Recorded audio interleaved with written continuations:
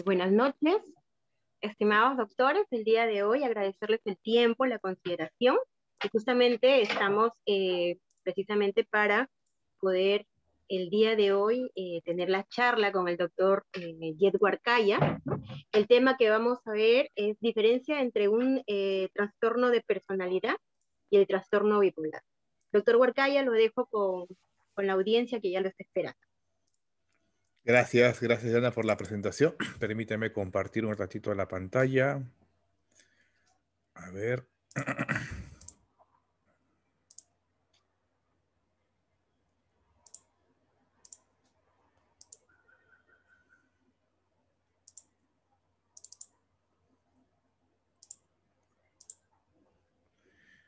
¿Me confirmas ya un favor si se ve la pantalla?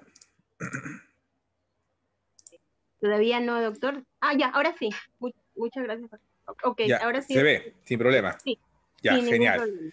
Sí. genial, muy bien, muy bien. Gracias, gracias Ana por la presentación y gracias a todos los colegas, compañeros presentes en esta noche, en la cual vamos a hablar de un tema relativamente común y que se presta, como ya vamos a ver, a muchas dificultades a la hora de establecer un diagnóstico diferencial, y a la hora de establecer un diagnóstico y realizar el diagnóstico diferencial.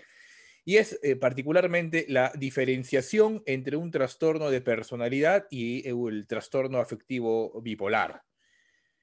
Acá están mis potenciales conflictos de interés.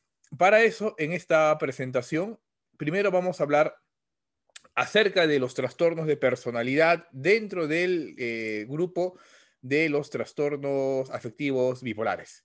¿Cuáles son los más comunes? ¿Cuál es el más frecuente? ¿Y por qué es importante evaluar los trastornos de personalidad en el contexto de un trastorno afectivo bipolar?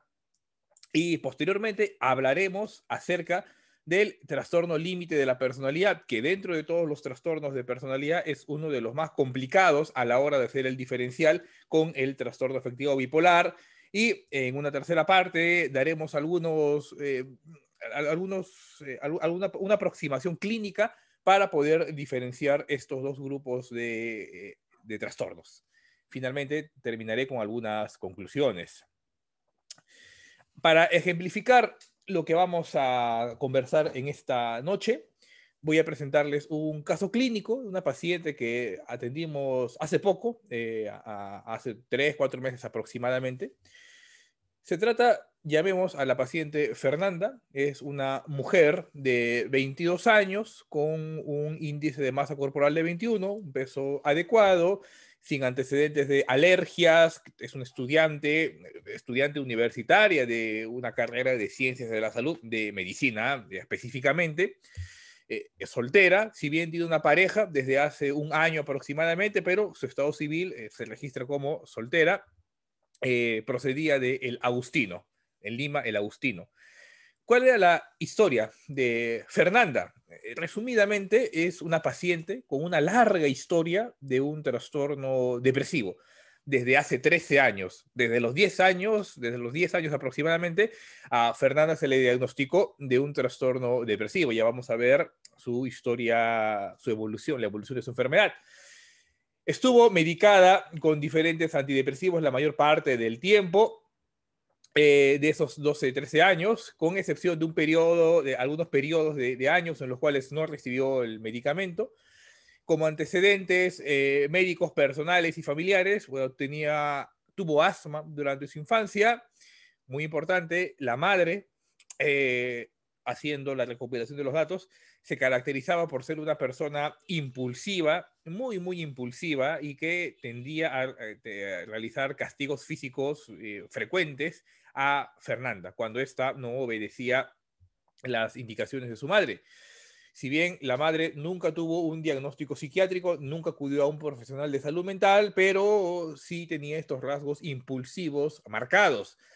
Mientras que el padre, un alcohólico, tenía antecedentes de consumo perjudicial de alcohol, que nuevamente nunca ha ido al psiquiatra, no fue diagnosticado, y además del alcoholismo se caracterizaba por ser una persona muy irritable, Entonces tenemos un antecedente de una madre con impulsividad, un padre con irritabilidad, si bien, insisto, ninguno de ellos tuvo un diagnóstico psiquiátrico. Y como estresores psicosociales, podemos mencionar que debido a la pandemia, pues tenía una carga académica muy intensa, una carrera muy estresante, medicina. Y en este contexto de la pandemia se le dio muchas tareas, tareas en sus aulas virtuales, en sus cursos, se sobrecargó, se saturó. Ella misma lo dice. Ya estoy cansada del teletrabajo, estoy cansada de recibir clases de forma virtual, no es lo mismo, dejan mucha tarea, no puedo, tengo tiempo para entretenerme, para relajarme. Desde hace un mes tenía problemas con su pareja actual y desde su muy temprana adolescencia refirió problemas con sus padres, problemas de interrelación con sus padres, específicamente con su madre, pues no tenía una adecuada, digamos, eh, una buena relación con ella. ¿Cuál fue la historia de esta paciente? A los 10 años tuvo su primer episodio depresivo. En 2009 fue una paciente nueva con una depresión entre moderada a severa, inició el tratamiento con sertralina a los 10 años, se asesoró a la paciente que debía tener una adecuada adherencia al tratamiento, se le animó a iniciar ejercicios, a hacer seguimiento adecuado, una dieta saludable, con la finalidad de que mejore su sintomatología depresiva. Estuvo tomando la medicación por 5 meses aproximadamente. Luego de sentir una leve mejoría, no fue completa, dijo, me siento un poco mejor, si bien siempre se caracterizó también desde esa edad por ser un poco impulsiva, pero se aburrió de tomar la medicación y la abandonó. A los 11 años tuvo su primer intento suicida. Se tomó 10 clonazepam que su madre tenía, también tomaba la madre clonazepam, se automedicaba con clonazepam la madre, y ella decidió tomar esas 10 pastillas después de haber discutido con su madre por un tema de las notas en su colegio, por un tema académico. No fue llevada a ningún psiquiatra o alguna emergencia, simplemente se quedó en el hogar. No se le prestó atención por parte de los padres y continuó su vida. La paciente a los 12 años nuevamente aparece una sintomatología depresiva. En este caso fue de mucha duración, duró 1 año y algunos meses aproximadamente, y se autolimitó. No decidieron llevarla al psiquiatra porque los padres pensaban que, bueno, debe ser propio de su edad, de su adolescencia, se está, coloquialmente diciendo, se está haciendo, está fingiendo, quiere llamar la atención. No le prestaron atención los padres. A los 14 años, haciendo una historia, haciendo la anamnesis, a través de la anamnesis en la historia clínica, la paciente refirió un periodo de poco tiempo, aproximadamente 5 o 7 días, en los cuales desapareció esa tristeza y comenzó a sentir un poco más de energía de lo usual. Literalmente lo que dijo es, tenía mucha más energía de lo usual, estaba mucho más irritable de lo usual, no podía dormir, dormía solamente 3, 4 horas y luego de lo cual me encontraba con energía, seguía con energía para hacer mis cosas. Comenzaba a hablar rápido y hacía muchas cosas, hacía muchas tareas que me dejaban en el colegio y los rendía y las hacía con muy buena calificación. Fue un periodo breve de tiempo, pero que sí fue llamativo para la paciente. Después desapareció y a los 15 años tuvo un nuevo intento suicida. En esta oportunidad, nuevamente, tomando clonazepam, esta vez se tomó 20 tabletas de clonazepam, desencadenante, gatillante, una discusión que tuvo con su madre por el tema del viaje de promoción. Ella quería ir sola, la madre quería acompañarla, discutieron, pelearon, no controló bien esta ira, la paciente se caracteriza por tener esas dificultades para manejar su ira, se tomó las pastillas. Después de este segundo intento, los padres tampoco la llevaron a un especialista.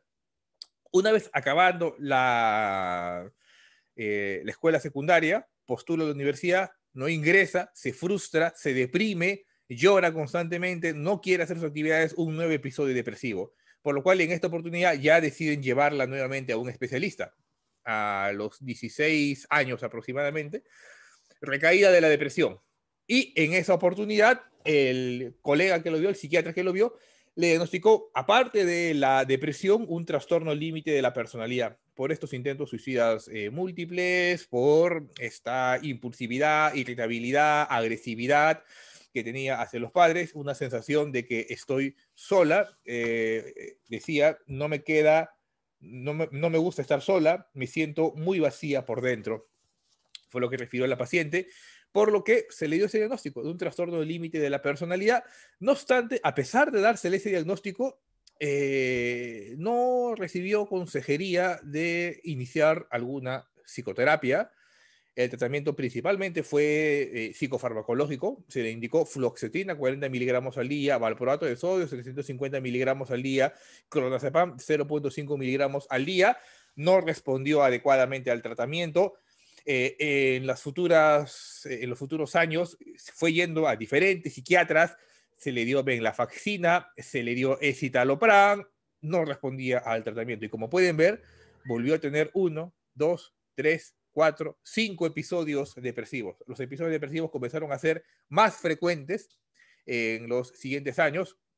Y entre los 18 y 19 años, ya entrando a los 19 años, vuelve a tener un periodo de tiempo que ella dice que fue aproximadamente una semana, no lo especifica bien, en el cual nuevamente vuelve a sentir lo que tuvo entrando a los 14 años, más energía del usual, hacían las cosas muy rápido, mi pensamiento estaba un poco acelerado, no dormía, no tenía necesidad de dormir, mi irritabilidad incrementó, estaba más violenta, discutía frecuentemente con mis compañeros y con mis padres, con mi madre específicamente. Entonces, a los 18, 19 años vuelve a tener este episodio. 19, 20 años, un nuevo intento suicida, 20 años otro episodio depresivo, 21, llegando a los 21 años otro episodio depresivo, entre los 21 y 22 un nuevo episodio depresivo cada vez con mayor gravedad a pesar de tomar los medicamentos, y en esa oportunidad ya ingresa al hospital por un intento grave de suicidio, tomó fenobarbital con alcohol con la finalidad de acabar con su vida, por lo que ingresó al servicio de psiquiatría, se mostraba irritable, agresiva hacia el personal de salud. En la evolución, como pueden ver, de los instrumentos, de los instrumentos para evaluar, para medir los niveles de depresión, ansiedad, encontramos en el PHQ-9 una depresión severa que se mantuvo en el tiempo, fue empeorando 23, 24 y hasta llegar en la hospitalización al punto más alto de depresión, una depresión severa, que como pueden darse cuenta, nunca llegó a mejorar. Sus episodios depresivos se caracterizaban por ser muy profundos, y conforme pasaban los años cada vez duraban menos y eran más profundos y más graves. Y utilizando el HCL32 y el MDQ para ver hipomanía y manía, pues encontramos un tamizaje positivo para características hipománicas y para características de manía. Ya después vamos a hablar un poco acerca de estos instrumentos. Entonces, con esto, la paciente se hospitalizó con el único antecedente de un trastorno límite de la personalidad y una depresión recurrente. Entonces, con eso nos asalta la primera pregunta. ¿Qué debemos hacer en el caso de Fernanda? Debemos agregar un nuevo antidepresivo, darle otro medicamento, combinar antidepresivos, cambiar más bien de antidepresivo, agregar un medicamento adyuvante, un antipsicótico atípico, o agregar un medicamento adyuvante como de segunda línea, como la hormona tiroidea. Incrementamos la dosis del escitalopram, que es el último medicamento que estuvo tomando. Recuerden ustedes que inició con sertralina, de ahí ven fluoxetina, de ahí ven la faxina y último con escitalopram. Y con ninguno de estos medicamentos tuvo una adecuada respuesta, por lo que podemos decir que tenía una depresión resistente al tratamiento. O replanteamos el diagnóstico, sospechamos de un trastorno afectivo bipolar. Bueno, con lo que les he presentado, no creo que haya dudas de la posible comorbilidad con un trastorno afectivo bipolar. Y de hecho, es lo primero que debemos hacer, replantear el diagnóstico. ¿Y por qué no se le hizo este diagnóstico ya desde hace años, que es cuando comenzó a presentar esos episodios hipomaníacos? Porque invitaba a la confusión. Esta irritabilidad que presentaba en estos días tan breves era parte de la inestabilidad del trastorno límite de la personalidad. Esa impulsividad que tenía era parte del trastorno límite de la personalidad. Eso es lo que vamos a tratar de dilucidar en esta conferencia. ¿Qué poder hacer para sospechar desde un inicio una posible comorbilidad entre un trastorno afectivo bipolar y un trastorno límite de la personalidad? ¿Y qué hacer ante esta situación? ¿Qué podemos aprender de este caso? Primero, que debemos buscar activamente síntomas hipomaníacos y maníacos. Eso es algo que siempre le comento, siempre digo cuando pasamos visita y cuando converso con nuestros médicos psiquiatras de formación, que lo primero que se tiene que hacer una vez diagnosticada una depresión estamos en la obligación de hacer el diferencial entre una depresión unipolar y una depresión bipolar. Es lo primero que debemos hacer. Diagnosticas una depresión, antes de darle el antidepresivo, primero tienes que decirme con total claridad si es que estamos frente a una depresión unipolar o bipolar. Si no me respondes eso, ¿cómo le vas a iniciar un medicamento antidepresivo? Le puedes hacer un daño al paciente, un efecto iatrogénico negativo. Además que debemos aprender a utilizar escalas, aprender a hacer seguimientos en base a seguimientos objetivos en base a escalas, ya vamos a ver después de esto, y no tener temor en replantearnos el diagnóstico y el abordaje terapéutico. Muchas enfermedades, muchos trastornos mentales son proteicos, pleomórficos, cambian, no hay una estabilidad sintomatológica y no tenemos que tener temor en replantear el diagnóstico y replantear el tratamiento y evidentemente informar al paciente de esto. Entonces, utilizando este caso clínico, que creo que ha sido muy ejemplificador, vamos a hablar acerca de los trastornos de personalidad en el trastorno afectivo bipolar. Y lo primero que tenemos que recordar es que el trastorno afectivo bipolar por sí solo, y hay muchos estudios que han documentado que esta enfermedad crónica, esta enfermedad afectiva crónica, ocasiona un importante impacto en la vida de las personas, en la vida, en el funcionamiento, en la mortalidad de las personas. Y aún con un tratamiento adecuado, muchos de estos pacientes, perdón, hasta un tercio de los pacientes, según las series más conservadoras, van a tener recaídas, no van a responder adecuadamente al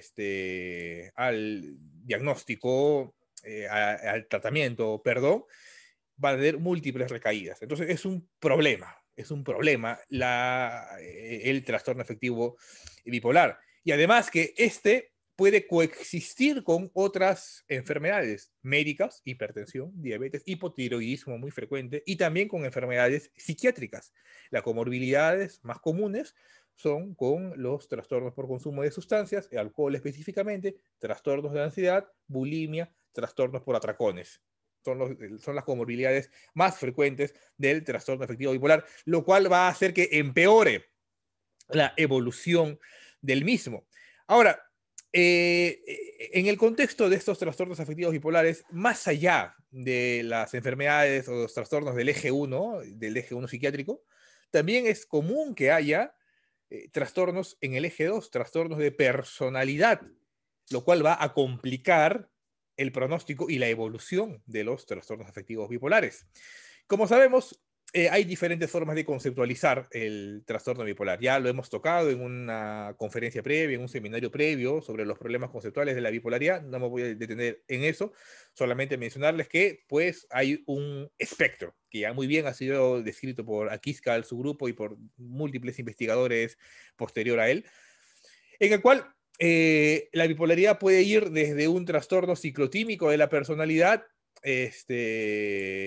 un antecedente bipolar tipo 2, en el cual hay una hipomanía, una manía unipolar y un bipolar tipo 1, en el cual hay episodios maníacos claros. La confusión no va a ir tanto con el bipolar 1, porque cuando aparece una manía psicótico es fácil identificar el trastorno afectivo bipolar, pues tendrías que ser un psiquiatra de pocas luces para poder para equivocarte en ese diagnóstico. El problema está en el bipolar tipo 2, cuando hay estos episodios hipomaníacos que duran poco tiempo, o en la personalidad ciclotímica o el trastorno ciclotímico, con estas variaciones ultra rápidas o las ciclaciones ultra rápidas del estado del ánimo. Evidentemente, esto va a complicar más el diferencial entre un trastorno de la personalidad tipo límite con la bipolaridad. Como les comenté, entonces, hay muchas limitaciones del diagnóstico actual de la bipolaridad. Se piensa que la psicosis no es una característica no es una característica importante de la bipolaridad, cuando sí lo es, cuando muchos pacientes con trastorno afectivo bipolar tipo 1 tienen síntomas psicóticos y que debería estar consignado en los manuales de clasificación diagnóstica, que no hay una adecuada diferenciación entre una depresión bipolar y unipolar. La única forma de diferenciar, según los manuales del DSM-10, la única manera de diferenciar un trastorno bipolar de un unipolar es cuando hay la presencia de la hipomanía. Pero si no la hay, no puedes diferenciar tú una depresión unipolar y bipolar. No hay una adecuada caracterización de los episodios mixtos, no se incluyen los síntomas cognitivos. Entonces, y además que las características y los especificadores de la bipolaridad en los niños y adolescentes son muy complicadas. O sea, no se puede hacer es muy difícil el diagnóstico en la población infanto-juvenil, ya que hay múltiples diagnósticos que pueden confundirlos, como los trastornos de la conducta, trastornos de déficit de atención e hiperactividad. Muy dificultoso hacer el diagnóstico a esa edad. Como les comenté, entonces, la bipolaridad es todo un espectro que puede ir desde el bipolar 0.5, conocido como el trastorno esquizoafectivo de bipolar, hasta el bipolar 6, que es la inestabilidad anímica o hipomanías en el contexto de una demencia. A nosotros nos va a interesar este bipolar 2,5. Bipolar 2,5, que son las depresiones en el contexto de una personalidad ciclotímica, o sea, que hay una fluctuación, una inestabilidad anímica. Y acá viene el primer problema, porque en el trastorno límite de la personalidad, la inestabilidad del estado del ánimo, como su mismo nombre lo dice, es un criterio para el diagnóstico de la misma, y que también se puede encontrar, como pueden ver, en el espectro bipolar. Entonces, ya vamos a ver qué poder hacer para diferenciar ambas. Ahora, entre el bipolar 1 y el bipolar 2, como les comenté, el impulso maníaco es tan intenso en el bipolar 1 que se va a ver alterada dramáticamente la emoción, la cognición y la actividad. Es muy llamativo la alteración y que pues no nos va, es mucho más sencillo hacer el diagnóstico. El problema está, como les dije, en el bipolar tipo 2, cuando hay episodios hipomaníacos, menos de 4 días, que no impliquen que no requieran una hospitalización, que no haya síntomas psicóticos, en fin, que no haya una gran complejidad como en el bipolar 1, como en la manía. Entonces, en el bipolar 2, este impulso maníaco va a alterar principalmente la emoción, levemente la cognición, y la actividad va a estar no tan alterada. Puede llegar inclusive a estar en la línea basal del estado del ánimo. Entonces, esto hace que el paciente muchas veces y los familiares muchas veces olviden estos episodios hipomaníacos. Y es más, los pueden recordar con cierto cariño, les puede agradar estos episodios hipomaníacos. La misma paciente me lo decía. Tantos años, tantas veces, doctor, estuve deprimida, triste, sin ganas de nada, y de un momento a otro me sentí un poquito más alegre, un poquito más irritable, ya está bien, pero podía hacer mejor mis cosas, podía pensar un poco más rápido, estaba feliz. No tengo ningún problema. Y es por eso que tampoco lo comentaba a los demás psiquiatras, y tampoco los demás no le preguntaron, pues, ¿no? Entonces, acá es el problema, con el trastorno afectivo bipolar tipo 2. Y si no realizamos un buen diagnóstico, si pensamos que solamente es un trastorno de personalidad y se nos escapa el trastorno bipolar, va a pasar lo que pasó con esta paciente, que después de ver un episodio depresivo le damos el antidepresivo, puede hacer un viraje, bueno, que no fue el caso de la paciente, pero el viraje no es el único problema cuando tú das antidepresivos a un paciente bipolar. Puede haber una mayor frecuencia de los episodios depresivos, que esto sí fue lo que encontramos, una mayor frecuencia, cada vez duraban menos y presentaban con más frecuencia estos síntomas depresivos, o pueden aparecer síntomas subsindrómicos o síntomas mixtos, una combinación entre síntomas depresivos y síntomas maníacos o hipomaníacos. Es por eso que no está recomendado, ya las guías de práctica clínica y la medicina basada en evidencias recomienda que no se tiene que dar una monoterapia con antidepresivos en los casos de bipolaridad. Por lo tanto, hay que hacer un buen diagnóstico. Hay que hacer un buen diagnóstico y acá viene el problema. Entonces, en esta paciente se confundió por varios años el trastorno límite de la personalidad con la bipolaridad. Eran entidades distintas, comórbidas, eran una sola cosa. No es bipolar, simplemente es trastorno límite de la personalidad, o es bipolar y no tiene nada que ver con el trastorno límite de la personalidad. Entonces, acá hay que preguntarnos, ¿cuáles son los principales problemas de la personalidad o los trastornos de la personalidad más comunes en los pacientes con trastorno afectivo bipolar? ¿Y para qué puede ser útil estudiar eso? Lo primero que tenemos que saber, este es un estudio prospectivo realizado por el grupo de Akiscal, ya en un estudio clásico del 95, en el cual se hizo un seguimiento a 559 pacientes con un trastorno depresivo mayor. ¿Y qué se vio acá? Que los pacientes que tienen con trastorno depresivo mayor, o sea, con una depresión unipolar, el 8.6% de estos pacientes desarrolló a futuro un trastorno afectivo bipolar tipo 2 y un 3.9% de los mismos desarrolló un trastorno afectivo bipolar tipo 1. O sea, del grupo de pacientes con una depresión unipolar, hay algunos de ellos que van a desarrollar a futuro un trastorno bipolar. ¿Cuáles fueron las variables asociadas? Acá es lo interesante. Encontraron que algunas características de la personalidad pueden predecir la futura conversión de un trastorno unipolar a un bipolar. Específicamente, un alto neuroticismo, una alta dependencia emocional a otra persona y una falta de autoconfianza social. Una disminución de la resiliencia del ego, del yo, y una inestabilidad emocional. Esas 5 características de la personalidad están asociadas a una posible conversión de un trastorno depresivo unipolar a un trastorno bipolar. Entonces, es por eso muy importante conocer las características de personalidad de nuestros pacientes. Aún así tú veas que es un diagnóstico bipolar claro, sí o sí tienes que hacer un diagnóstico de personalidad.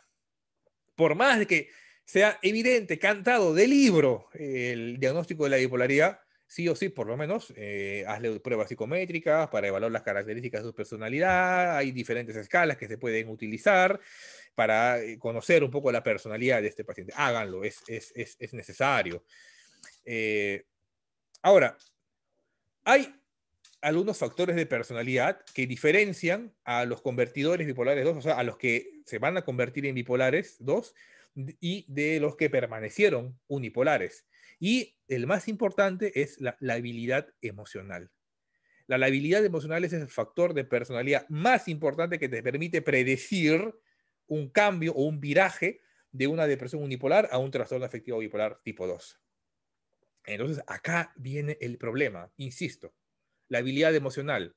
¿Cómo diferenciar la habilidad emocional de un bipolar del de una persona o de una paciente con un trastorno límite de la personalidad?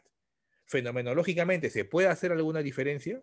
Sí, y es muy importante el contexto. Y acá viene la primera diferenciación. Y ya después se las voy a comentar más ampliamente. El contexto siempre es muy importante. Nunca hay que ver, y eso siempre repito a los jóvenes y a los chicos con los que nos estamos formando, nunca hay que ver el síntoma aislado, siempre hay que ver el síntoma mental en el contexto. Ya vamos a ver por qué.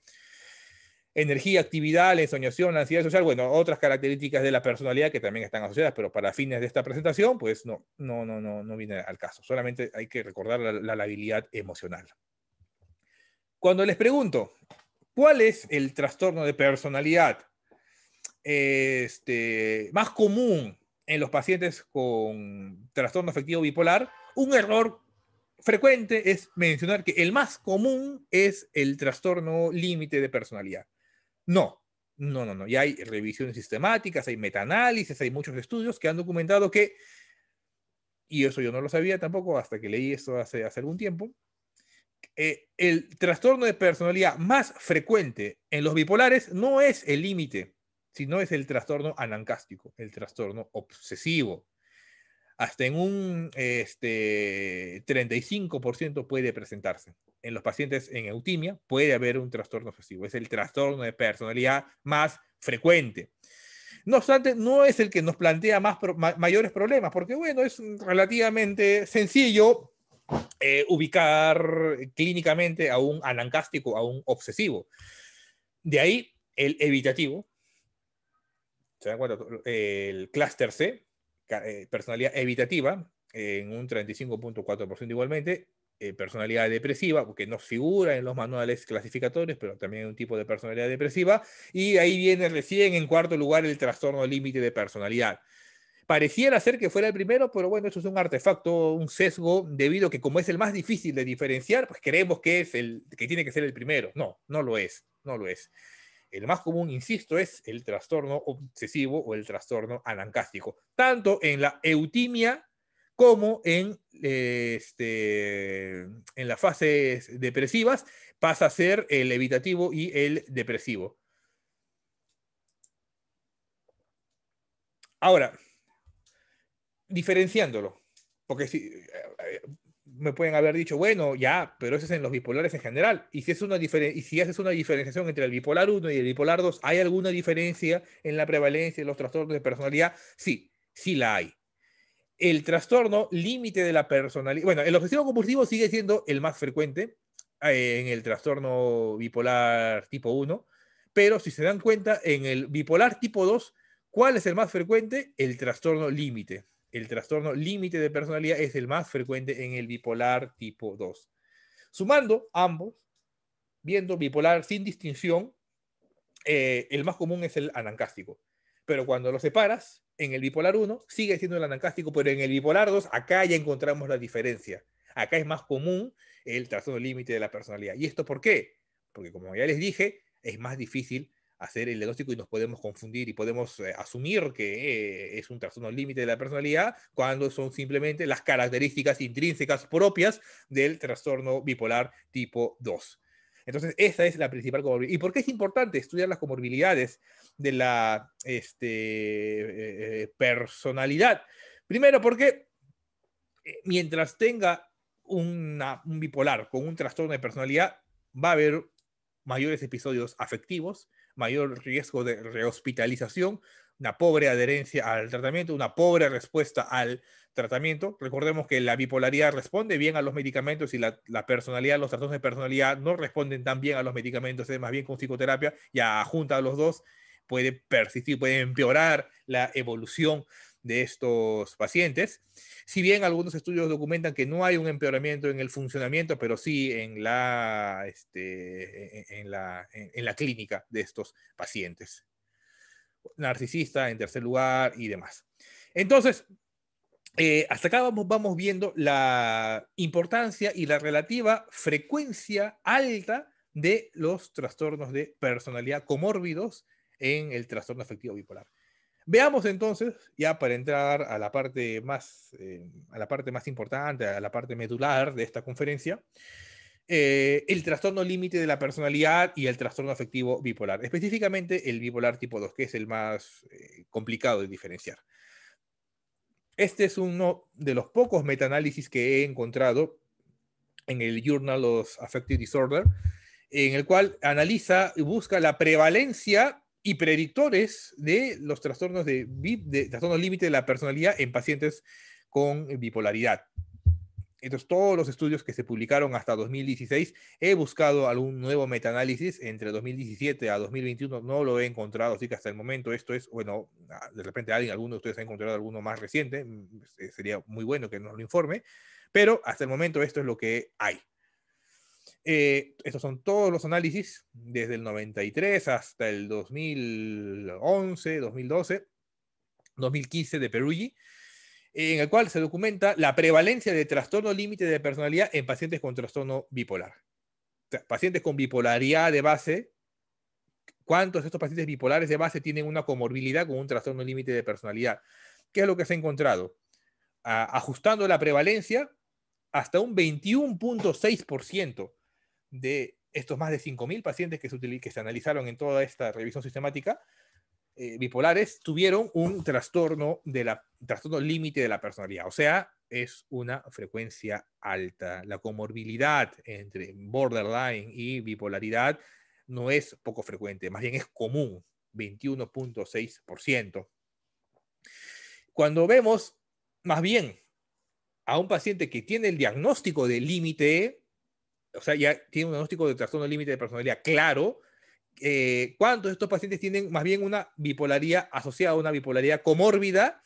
Un 18.5%. Va por ahí. Y eso tiene que ver con cuál es el diagnóstico principal. Si el diagnóstico principal es el trastorno afectivo bipolar, el trastorno límite de la personalidad es un 21%. Y si el trastorno básico es el trastorno límite, hasta un 18% puede tener una bipolaridad asociada. Cuando lo vemos por los diferentes subtipos de bipolaridad, el trastorno bipolar tipo 1 hasta en un 12%, mientras que en el bipolar tipo 2 se dispara hasta en un 27.3%.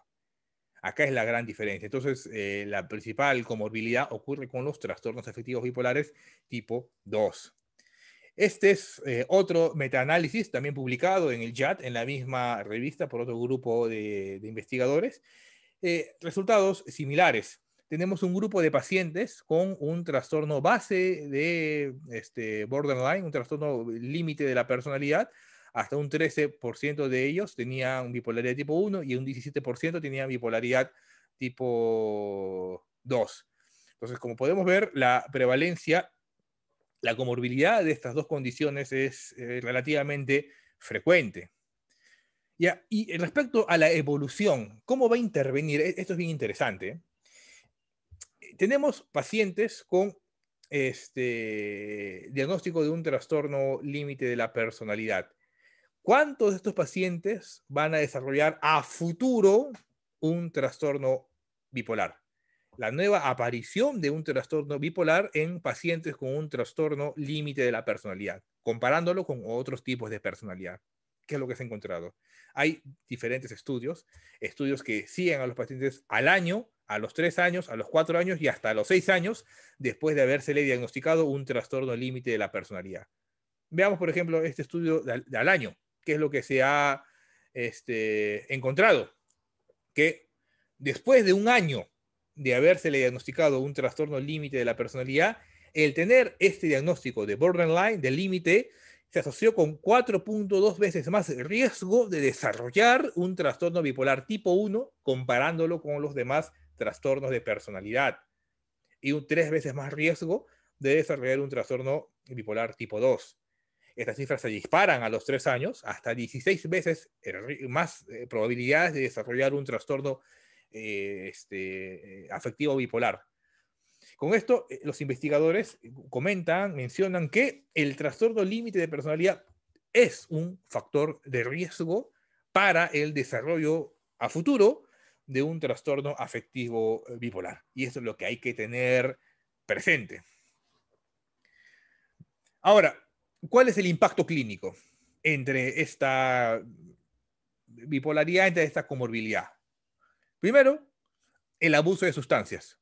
Aquellos pacientes con esta comorbilidad, borderline con bipolaridad, tienen una mayor posibilidad de tener un abuso de otras sustancias, específicamente el alcohol o psicoestimulantes. 7 estudios han encontrado este resultado. La respuesta al tratamiento en la bipolaridad. Bueno, información que todavía está para generar más evidencia. Aparentemente no interfiere en el tratamiento. En el funcionamiento, en un peor funcionamiento, la bipolaridad, el trastorno límite de personalidad, perdón, no interfiere con un peor funcionamiento. También está documentado. La aparición temprana de la bipolaridad. O sea, tú tienes la bipolaridad y esta aparece más temprano en aquellos que tienen una comorbilidad con un trastorno límite de la personalidad. 5 estudios han encontrado que sí, que esto ocurre. 3 estudios han encontrado que no ocurre esto. El curso de la enfermedad, aparentemente, pues la comorbilidad esta no genera mayor afectación. Donde sí hay, y es lo más importante, es en la suicidabilidad. Y eso lo hemos comentado en la conferencia pasada. Esta comorbilidad se asocia con una gran frecuencia, con un mayor con un incremento del riesgo de conductas autolesivas, del riesgo suicida. Y acá viene otra confusión. Tanto en el trastorno límite de personalidad como en el trastorno afectivo bipolar puede haber conductas suicidas o conductas autolesivas. Son comunes. ¿Cómo diferenciarlas? Ya vamos a ver. Pero sea como fuese esta comorbilidad, ha visto que hasta 3 estudios han encontrado que es perniciosa respecto a la suicidabilidad. Y eso lo hemos comentado en la conferencia pasada. Este es un artículo recién publicado también en el JAT, en el cual se encontró o se buscó cuáles son los factores asociados a un mayor riesgo de intentos suicidas múltiples versus los que se intentan suicidar solamente una vez. ¿Qué fue lo que se encontró? Que aquellos que intentan matarse más veces, repetidas veces, múltiples intentos suicidas, el factor más importante es las características borderline en estos pacientes con una depresión. Pacientes con depresión y que tienen características límite de la personalidad, pues hay un mayor riesgo de que vuelvan a tener conductas suicidas. En segundo lugar, el abuso de sustancias, el viraje con el antidepresivo, el sexo femenino y la resistencia al tratamiento antidepresivo. ¿Cuáles de estas características tiene la paciente que hemos documentado? ¿Tiene características borderline? Claro que sí, de hecho se le diagnosticó. ¿Abuso de sustancias? No. Eso sí, me olvidé comentarles, no registra uso de alcohol, tabaco, ningún tipo de sustancias. Viraje con antidepresivos tampoco hemos visto, pero sí un sexo femenino y hay una resistencia al tratamiento antidepresivo. 3 de 5, bueno, hay un alto riesgo de que la paciente vuelva a continuar, vuelva a realizar múltiples intentos suicidas a futuro. Y es lo que hay que comentarle a los familiares. Ahora, acá viene la pregunta del millón. ¿Son una misma entidad entonces? ¿La bipolaridad y el trastorno límite de personalidad son una misma entidad? Entonces, esta es una de las mayores discusiones en torno al trastorno bipolar y a los trastornos de la personalidad. Hay muchos investigadores que señalan que sí, son lo mismo, están dentro de un mismo espectro, como lo que señala el grupo de Akiscal. Otro grupo dice, no, son entidades categóricas diferentes, hay información suficiente, hay evidencia suficiente para señalar que son entidades distintas. Veamos qué es lo que dicen cada uno de ellos. Aquellos que mencionan que el trastorno límite de personalidad y el trastorno bipolar son una misma entidad, que es un continuum, ¿qué es lo que nos dicen? Que los ciclos ultrarrápidos del trastorno afectivo bipolar son prácticamente indiferenciables de la inestabilidad emocional del trastorno límite de personalidad. Y que muchos síntomas que hay en el trastorno límite de personalidad no son específicos de esta. Si bien son sensibles, pero no son específicos de esta, porque también pueden encontrarse en la bipolaridad. Que los trastornos ciclotímicos constituyen la faceta disfórica de la ciclotimia. Hay una inestabilidad en el tiempo, hay una inestabilidad de estas características bipolares, perdón, esto, y que pues el trastorno límite de personalidad en verdad no es un trastorno de personalidad. ¿En qué se basan para decir esto? Que los trastornos de personalidad teóricamente nunca tienen que variar. Es un patrón desadaptativo crónico de respuesta ante estímulos externos. Mientras que en el borderline no existe eso, porque es grave, muy, muy grave en la adolescencia y conforme va madurando, conforme va teniendo más edad la persona, tiende a mejorar la impulsividad, a mejorar un poco la irritabilidad, tiende a mejorar las características límites de la personalidad. Y ellos dicen, si fuera un trastorno de personalidad, tiene que estar alterado todo el tiempo. Por lo tanto, no constituye un trastorno de personalidad, sino más bien es una forma de bipolaridad, como le llaman ellos, una soft bipolarity, una bipolaridad suave, una bipolaridad leve, y por eso le llaman la bipolaridad 2.5 o 2,5. En cambio, otro grupo de investigadores señala que no, que el trastorno límite de personalidad y la bipolaridad son entidades independientes y igualmente exponen la evidencia que lo señala. Que si bien hay datos clínicos que pueden ser similares entre la bipolaridad y el trastorno límite de personalidad, como la impulsividad, fenomenológicamente sí que se las puede diferenciar. Ya vamos a ver después cómo se puede diferenciar. Además, y esto es muy interesante, ellos dicen, si es que fueran una misma entidad, entonces tendrían que responder al tratamiento, pero no lo hacen. El límite de personalidad no responde tan bien a los medicamentos, y si lo hace es a cosas muy específicas como la motrigina y eso, y topiramato, y ahí nos quedamos. Mientras que la bipolaridad responde principalmente a litio, a estabilizadores del estado del ánimo. Entonces, estas diferencias en la respuesta al tratamiento pues nos permiten señalar que son entidades diferentes. Y además los estudios familiares. En los trastornos límite de personalidad no hay una agregación familiar de episodios afectivos, sino más bien de trastornos o rasgos impulsivos, rasgos irritables o agresivos de la personalidad. Mientras que en el trastorno bipolar sí que hay antecedentes marcados de episodios maníacos, hipomaníacos, depresivos o intentos suicidas. O sea, hay aparentemente una mayor agregación familiar y ya no digamos, ya no hablemos de la agregación o de la heredabilidad de los síntomas psicóticos, que comparte también con la esquizofrenia, la bipolaridad.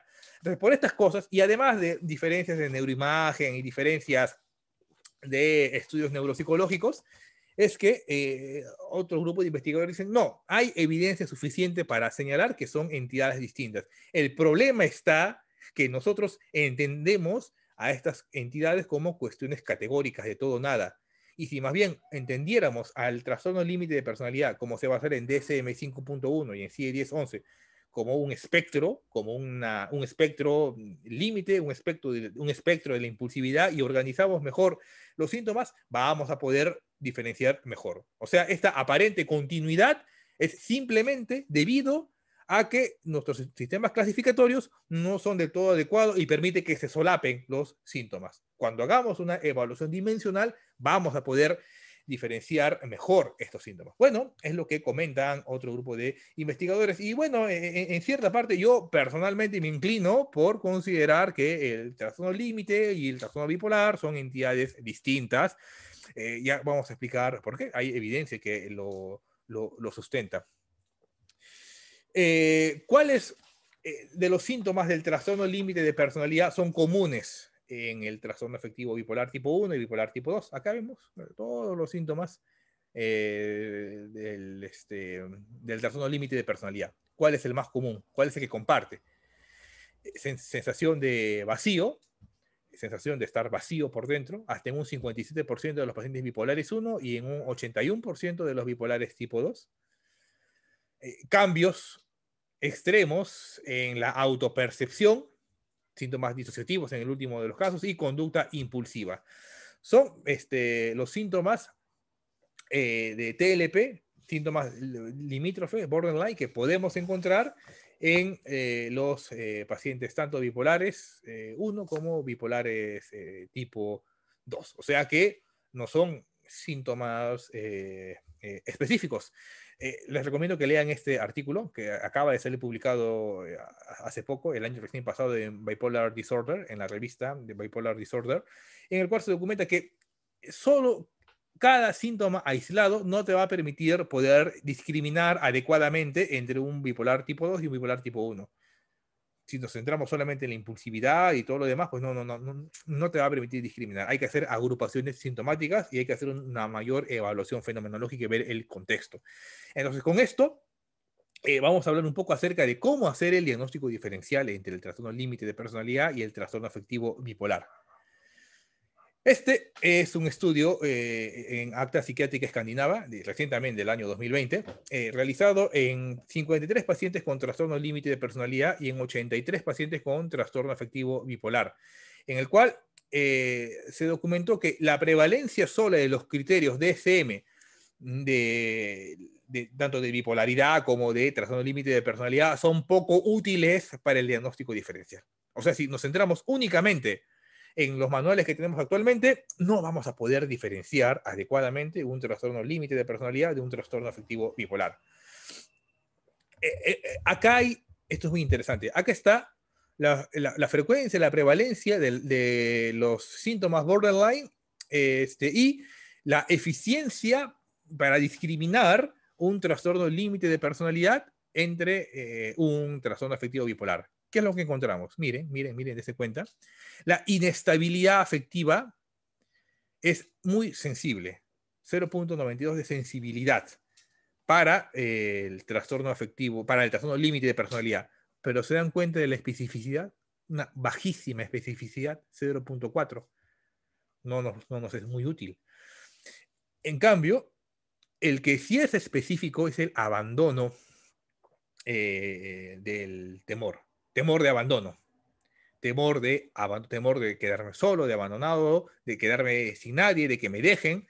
Ya, ese síntoma borderline es el que sí nos puede permitir discriminar entre un trastorno afectivo bipolar de un trastorno límite de la personalidad. Entonces hay que centrarnos en este temor al abandono. Y es muy interesante porque en este artículo se menciona que debemos centrarnos no tanto, para hacer la diferenciación, no tanto en las características afectivas, sino más bien en las características cognitivas. Eso es lo que nos va a permitir diferenciar un trastorno límite de personalidad de un trastorno afectivo bipolar. Pero no solamente eso. Miren, hablemos de la heredabilidad. En el trastorno límite de la personalidad ya hay estudios que han demostrado que hay familiares de primer grado con problemas del control de impulsos, de depresión unipolar o rasgos o características límite de la personalidad. Mientras que en el trastorno afectivo bipolar tipo 2 hay una mayor frecuencia de familiares de primer grado con un trastorno afectivo bipolar documentado. Esa es la principal diferencia a nivel de heredabilidad. La historia familiar, hay que hacer una buena historia familiar. La edad de aparición en el trastorno bipolar aparece en la adolescencia tardía, 14, 15, 17 años. Mientras que en el trastorno límite de la personalidad tiende a aparecer, bueno, si bien el inicio es poco claro, pues se documenta, se menciona que los problemas emocionales se encuentran desde la niñez. Desde la niñez ya hay estos problemas del estado del ánimo. 5, 7, edades tan tempranas como 5, 7 años, pueden ser el inicio de toda esta catarata del trastorno límite de personalidad. El precipitante del estado del ánimo. O sea, ¿qué va a desencadenar estos episodios depresivos, otros episodios de irritabilidad? En el trastorno bipolar es aparentemente autónomo. De la nada puede aparecer esta irritabilidad, esta impulsividad o esta depresión. O sea, aparentemente no están tan influenciados por el contexto. Mientras que en el trastorno límite de la personalidad, estos cambios del estado del ánimo están desencadenados por problemas en las interacciones sociales. Y muy relacionado con este temor a ser abandonado. Me he peleado con mi madre, me he peleado con mi padre, he peleado con mi novio, me he peleado con los amigos en la universidad, etc. Todas las dificultades de relaciones interpersonales que pudieran ustedes imaginarse. Entonces, otra forma de diferenciarlo. Esta inestabilidad emocional que superficialmente puede parecer lo mismo, son muy similares, pero si vemos en el contexto nos damos cuenta que son autónomas en el trastorno bipolar y están relacionadas al ambiente en el trastorno límite de la personalidad. Preguntar, muy importante, pregunten a sus pacientes qué es lo que desencadena estos episodios, el contexto. ¿Qué otras diferencias encontramos? Historia de abuso sexual, específicamente de abuso sexual infantil, muy común, altamente probable en el trastorno límite de personalidad y una baja probabilidad o una baja frecuencia en el trastorno afectivo bipolar. El género marcado femenino en el trastorno límite de personalidad y bueno, hay algunos estudios que documentan una discreta mayor frecuencia, una discreta mayor prevalencia de trastorno bipolar en las mujeres tipo 2, pero no es comparado con el trastorno límite en el cual sí es muchísimo más frecuente en las mujeres. Historia de otros traumas en el desarrollo infantil, no solamente de abuso sexual, sino de violencia, agresividad, abandono, violencia física, psicológica, muy diferente a la sexual, es muy, muy común en el trastorno límite de personalidad.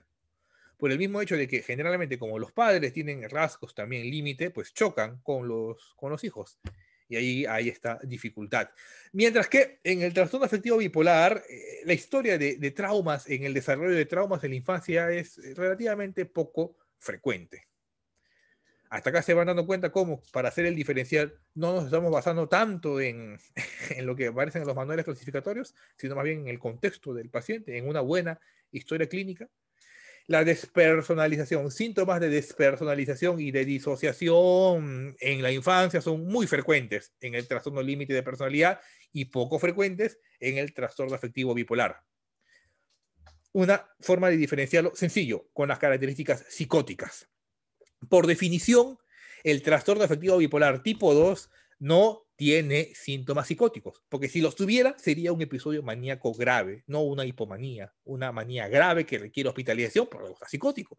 Y es fácil diferenciarlo, una psicosis con toda la elación, con toda la impulsividad, la agresividad, la irritabilidad, el pensamiento megalomaníaco del bipolar tipo 1. Pero en el bipolar tipo 2 no hay características psicóticas por definición. Pero en el límite de personalidad sí que hay síntomas psicóticos y que son comunes. No tengo bueno, no he revisado personalmente algún estudio en el cual nos documente cuál es la frecuencia de estos síntomas psicóticos en los pacientes límite de personalidad. Si alguien tuviera datos, ojalá que después nos los pueda compartir, pero sí son comunes, especialmente bajo situaciones de estrés. Estos famosos episodios micropsicóticos. Se pelea con el novio, se psicotiza por unas horas, golpea, grita, se pone delirante la paciente. La fenomenología de estas elevaciones, de este ánimo elevado. Acá hay que ver la euforia. La euforia es característico del trastorno afectivo bipolar, mientras que es rara o dura muy poco en el trastorno límite de personalidad. Si tú encuentras un ánimo eufórico expansivo, que si bien no llega a características psicóticas, pero sí puede ser fácilmente identificable, sospecha más de un trastorno límite, de un trastorno afectivo bipolar, más que un trastorno límite de la personalidad. ¿Qué más diferencias? Los síntomas depresivos en el trastorno límite de personalidad tiene características típicas, lo típico de una depresión, pues, ¿no? Hipoergia, hiporexia, o sea, baja de energía, baja de voluntad de hacer las cosas, problemas para dormir, ganas de llorar, pensamientos de minusvalía, ideas suicidas, una depresión clásica. Mientras que en el trastorno bipolar tipo 2, como hemos revisado en conferencias previas, la depresión tiene unas características o atípicas, o sea, hiperfagia, hipersomnia, ganas de comer bastante, con episodios de atracones que no puedo controlar, o mucho sueño durante todo el día, o características melancólicas, no responde al ambiente, no responde a los estímulos positivos. Entonces, la fenomenología de la depresión también puede ser un tanto diferente. La inestabilidad afectiva. Aquí sí hay que diferenciar muy bien.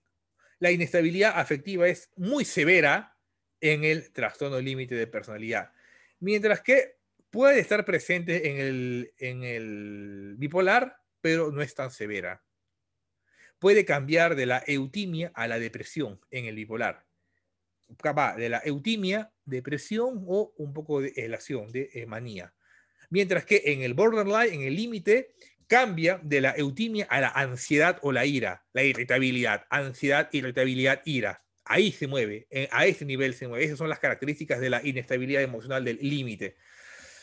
Como les comenté, el desencadenante, bueno, no es frecuente, no es sólido encontrar un desencadenante en el trastorno afectivo bipolar tipo 2, mientras que en la inestabilidad afectiva del límite de personalidad, el desencadenante es por los problemas interpersonales.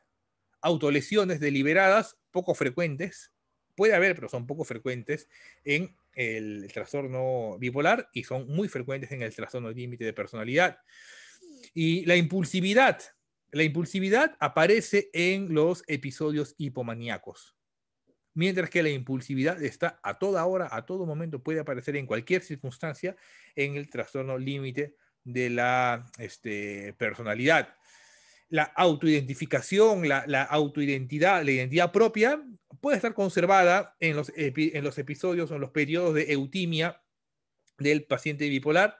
Se altera un poco en aquellos episodios hipomaníacos, ya puede alterarse, pero en el paciente límite tienen esta sensación crónica de vacío, no saben qué es lo que está ocurriendo, no tienen una adecuada identidad, hay lo que se conoce como una incoherencia dolorosa de su propio self, de su propio yo, están como una suerte de escindidos, no saben qué es lo que está ocurriendo y se tienden a ir hacia los extremos.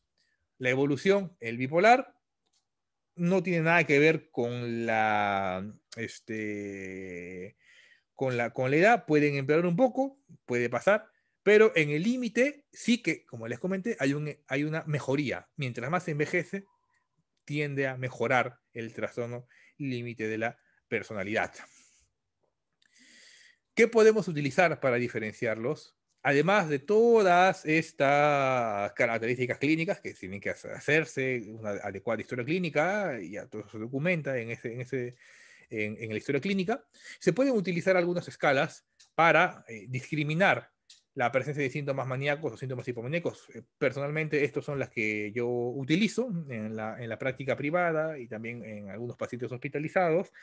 Eh, Hagan ustedes su formulario Google con sus escalas, envíenselas a los pacientes, eso es lo que yo hago antes de la consulta, les envío el link, vayan llenando las preguntas, tenemos la entrevista, obtengo todos los datos y después abro y veo qué puntúo en las escalas para ver si hay una coherencia entre el tamizaje y lo que hemos encontrado en la clínica.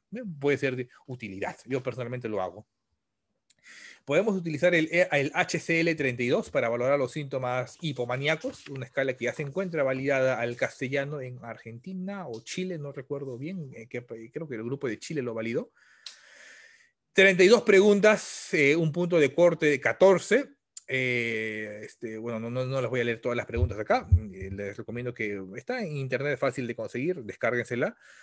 Y también una de las más utilizadas en la investigación es el cuestionario de los trastornos del ánimo, el Mood Disorder Questionnaire. Este fue validado en Chile. Son 14 preguntas. Estado irritable, mucho más seguro de sí mismo, problemas en el dinero, o sea, de todos los síntomas maníacos que puede haber, con un punto de corte de 7. Si tiene 7 o más, sospechamos síntomas maníacos. Si tiene 14 o más en el otro, en el HCL32, sospechamos de síntomas hipomaníacos. Se puede utilizar para una suerte de tamizaje, y cosa que si sale positivo, ya en la siguiente consulta podemos ampliar un poco más o buscar activamente estos síntomas hipomaníacos o maníacos. Hay estudios que sí han documentado que la utilización de estas escalas te sirven para poder discriminar y diagnosticar adecuadamente, o sea, es una ayuda diagnóstica para poder diferenciar un paciente bipolar de un unipolar.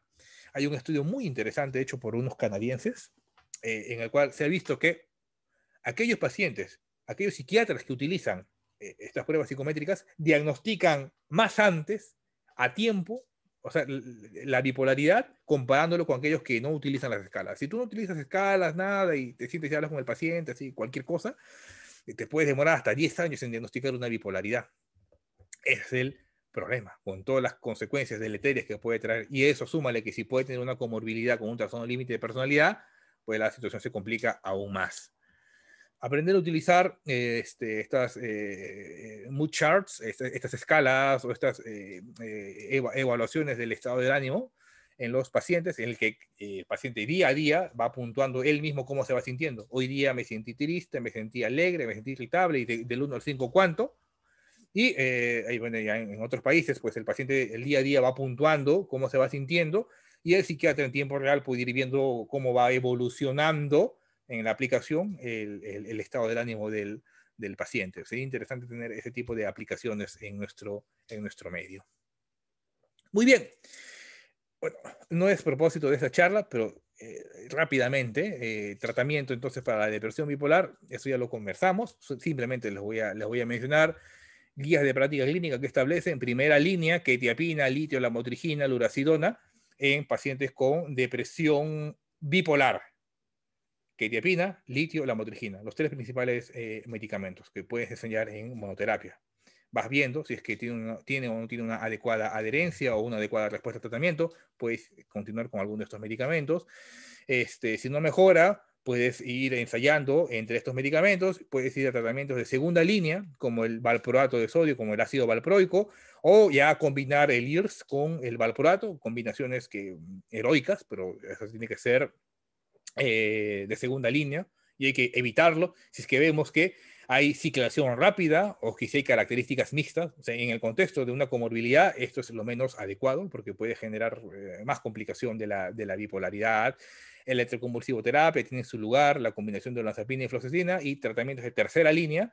Y a lo último, aripiprazol, carbamazepina, ketamina intravenosa u olanzapina como monoterapia. Eso es respecto a la depresión bipolar. Y la bipolaridad tipo 2, la evidencia es menor, en menos estudios, menos fármacos inclusive, que ketiapina. Ketiapina es el tratamiento de primera línea. Segunda línea, si no responde con ketiapina, litio, lamotrigina, y ahí nos quedamos. Hay que ensayar con estos medicamentos para un trastorno bipolar tipo 2. El problema está cuando ocurre una comorbilidad. Como bien sabemos, los trastornos de personalidad, el tratamiento de primera línea no es la psicofarmacología, sino la psicoterapia. Y en el trastorno límite de personalidad, pues la evidencia nos documenta que la psicoterapia cognitivo-conductual, específicamente la dialéctico-conductual, es la que ha demostrado mayor eficacia, que es lo primero que se tiene que recomendar. Cuando hay esta comorbilidad, pues sí hay que combinar medicamentos. Es necesario. En caso, bueno, como se menciona en esta guía de 2018, la medicación debe ser evitada en los trastornos de personalidad límite, solamente darlos en situaciones muy críticas o en casos de que haya una comorbilidad. La motrigina, topiramato, buenas opciones. En caso de manejo de ira, de agresión, de impulsividad, ketiapina, aripiprazol son otras opciones. Evitar, muchas guías establecen que hay que evitar hasta la medida de lo posible las benzodiazepinas, porque eso puede complicar al paciente, puede, como tienen esta gran comorbilidad de consumo de sustancias, y también puede llevar a que él utilice estos medicamentos con un fin autolítico. Así que no, evitar en la medida de lo posible las benzodiazepinas. Muy bien, para terminar entonces, ¿qué es lo que quise transmitirles en esta conferencia? Primero, que la comorbilidad entre el trastorno límite de personalidad y el trastorno afectivo bipolar, si bien no es la más común, porque la más común es entre el bipolar y el anancástico, sí es muy frecuente, sí es común. Pueden presentarse, como vimos en este metaanálisis, en 1 de cada 5 pacientes bipolares. Y a pesar de que hay muchas similitudes clínicas entre el trastorno límite de personalidad y el trastorno afectivo bipolar, la evidencia actual, la evidencia disponible, nos sugiere que ambas entidades son distintas. Desde un punto de vista nosológico, son distintas. El problema es, como les digo, en la parte clínica, y hay que, bueno, en futuros sistemas clasificatorios hay que afinar esta diferenciación, pues, ¿no? Porque como les comento, este aparente solapamiento puede ser un artefacto simplemente de los sistemas clasificatorios. Por lo tanto, debemos evaluar aspectos contextuales en la historia de la enfermedad. O sea, todo paciente con bipolaridad tiene que tener estos datos, como es la historia familiar, cuál es el curso de la enfermedad, antecedentes de trauma en la infancia, diferencias fenomenológicas del cambio del humor, rasgos de la personalidad, no solamente límite, porque puede haber también anancástico, evitativo o narcisista, ya les comenté, y cómo son sus relaciones interpersonales. Todo eso tiene que estar claro en nuestra mente a la hora de plantear un diagnóstico diferencial o a la hora de plantear una comorbilidad, porque puede ocurrir que ambos estén, que un paciente tenga ambos diagnósticos, pues, ¿no? El tratamiento psicofarmacológico para el trastorno afectivo bipolar, pues ya tuvimos un seminario exclusivo para esto, acá solamente lo hemos visto de manera muy, muy superficial, acorde a las guías de práctica clínica, es lo que debemos utilizar, psicoeducación grupal y en casos de que haya esta comorbilidad con un trastorno de personalidad, un tratamiento psicoterapéutico individualizado, personalizado, adecuado, en este caso una terapia cognitivo-conductual o una terapia dialéctico-conductual para buscar la mejoría en estos pacientes. Muy bien, eso era lo que quería transmitirle, colegas. No sé si hubiera alguna pregunta o algún comentario, Diana, no sé si me puedes ayudar para esto. Claro que sí, doctor. A ver, parece que estamos, ¿no estamos? Estimados participantes, doctores, ¿alguna pregunta? ¿Tienen ustedes alguna inquietud para que aprovechemos al doctor Huarcaya que todavía está acá, fresquito nomás? Voy a abrir el chat, acá en el chat estoy viendo unas preguntas. ¿Por qué el antecedente de asma es importante? Bueno, es que era el único antecedente que estaba registrado, no tiene algo que ver con la patología actual. ¿El periodo de manía debe ser mayor de una semana o no es relevante? O sea, es uno de los criterios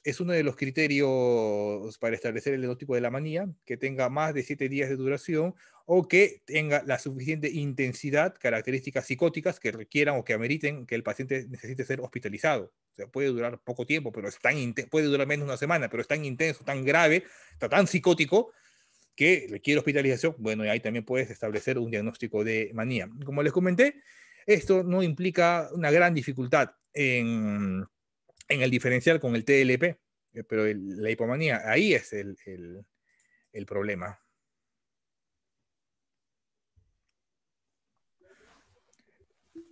Nos pregunta Ricardo, ¿qué impresión tienes sobre la relación mencionada entre personalidad anancástica y trastorno bipolar? ¿Qué discusiones hay en los estudios, en los estudios al respecto? Gracias, Ricardo, por tu pregunta. El trastorno anancástico se ha visto que no influye tanto, o sea, sí es una comorbilidad, pero la información todavía es un tanto contradictoria. Hay algunos estudios que dicen, que documentan que el anancástico más bien tiende a tener una mejor evolución en el trastorno bipolar, porque es más minucioso, más centrado en el tratamiento y puede responder mejor. En cambio, otros estudios documentan que es al contrario, que más bien tener esta personalidad anancástica hace que haya una peor evolución en el trastorno bipolar. Estudios muy diferentes, utilizan métodos muy diferentes y utilizan también escalas distintas para evaluar al paciente. Lo cierto es que todavía no hay información fidedigna que nos digan que puede mejorar o no. Lo que sí, y me olvidé comentarles, es a la comorbilidad entre el borderline y el bipolar, aquí hay algo muy interesante. Cuando tenemos un paciente bipolar y a este bipolar se sobreagrega unas características límite, bipolar de base y características límite, acá la evolución empeora para el bipolar. La bipolaridad empeora, puede matarse más, puede tener más hospitalizaciones, una peor resolución. Pero en cambio, cuando tiene un límite de base, un trastorno límite de personalidad de base, y cambia a una bipolaridad, esto no influye en el pronóstico y en la evolución del trastorno límite. Esa es la diferencia, que puede parecer medio paradójica, pero bueno, se tiene que investigar más al respecto. Jaime nos comenta, ¿cuál sería el tratamiento en el caso de la paciente presente? Muy bien, eso me olvidé mencionarle, Jaime, gracias por la aclaración. A esta paciente le iniciamos la motrigina. La motrigina, ¿por qué? No toleró, los 3 primeros días no toleró adecuadamente la quetiapina, ni tampoco el carbonato de litio. Lamentablemente no toleró adecuadamente estos medicamentos, y así que, como puedes ver acá, siguiendo nuestras guías de práctica clínica, acá está. Quetiapina, litio, lamentablemente no nos toleró la paciente, iniciamos la motrigina. La motrigina, y poco a poco, 25 miligramos las primeras 2 semanas, llegamos a 50 miligramos las siguientes 2 semanas, 100 miligramos las siguientes 2 semanas y hasta 200 miligramos. Bueno, esa es la escalera. Ahorita nos mantenemos en ella con 100 miligramos y ha habido una buena respuesta. No está tomando antidepresivos, no está tomando benzodiazepinas, estamos dándole la motrigina a esta dosis que te comenté y 25 miligramos de quetiapina, solamente como un efecto hipnótico para que pueda descansar en la noche, y ha tenido una buena respuesta.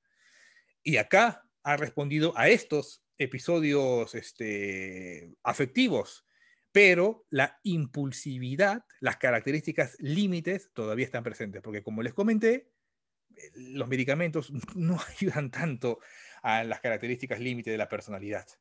Bajamos esta inestabilidad emocional, logramos la estabilidad, pero todavía hay estos problemas de relaciones interpersonales, problemas de irritabilidad, problemas de discusiones con los padres, se la derivó a una psicoterapia cognitivo-conductual, y en eso estamos esperando la mejoría de la paciente, pero por lo menos ha disminuido o ha remitido la sintomatología afectiva que tantos años la ha venido llevando esta paciente. Gracias, Jaime, por tu pregunta.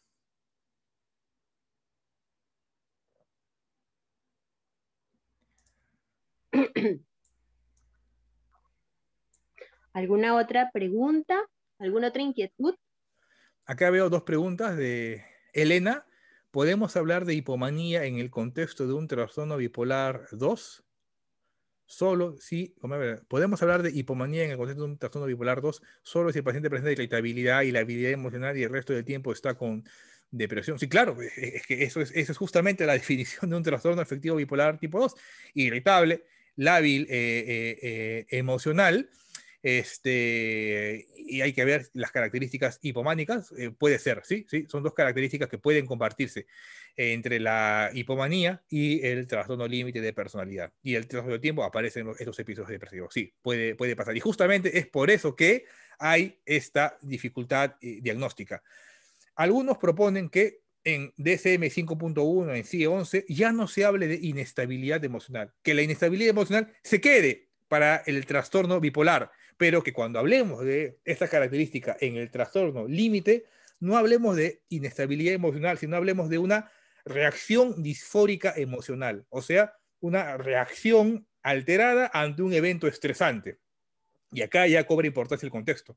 Entonces, la inestabilidad emocional solamente sería característico de la bipolaridad si es que responde o si es que se debe a un problema de relación interpersonal o a un problema en el contexto. Eso es lo que se propone en futuros sistemas clasificatorios, porque si tú te das cuenta y revisas el DSM, el 5 que tenemos actualmente, la inestabilidad emocional del borderline y del bipolar tipo 2, pues no se puede diferenciar según el sistema clasificatorio. Doctor, ¿qué nos podría mencionar respecto al uso de clozapina en personas con TLP? Hasta donde yo tengo conocimiento, y según revisando las últimas guías, no está recomendado, no hay, bueno, yo he visto que lo utilizan, pero habrá reportes de casos o series de casos muy circunscritos de una agresividad o intentos suicidas muy marcados. En este contexto se puede utilizar, pero mejor es utilizar litio. Si tienes un paciente con trastorno límite de personalidad, con múltiples intentos suicidas, y como lo comentamos en la clase, en la conferencia pasada, el litio se puede utilizar para estos pacientes con trastornos del estado del ánimo que tienen intentos suicidas múltiples. Clozapina se reserva para los intentos suicidas, sí, pero en el contexto de pacientes psicóticos.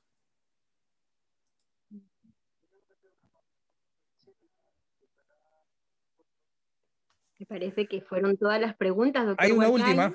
última de Está Frida. interesante. ¿A qué se refiere con ciclos ultrarrápidos? Eh, eh, el viraje rápido. Estás en la mañana hipomaníaco y en la noche deprimido. Porque según los sistemas clasificatorios tiene que haber un tiempo mínimo de 4 días para hablar de hipomanía y 7 días para hablar de manía. Pero un ciclo ultra rápido es aquel que, en poco tiempo, hasta en el mismo día, hay estos cambios. A eso se le llama un ciclador rápido, un ciclo ultra rápido. Y en estos pacientes el uso de antidepresivos es evidentemente más perjudicial. Y por eso es que se confunden con la inestabilidad emocional. Porque la inestabilidad emocional también ocurre en poco tiempo. En poco tiempo también, ocurre en muy, muy, muy poco tiempo, pues, ¿no?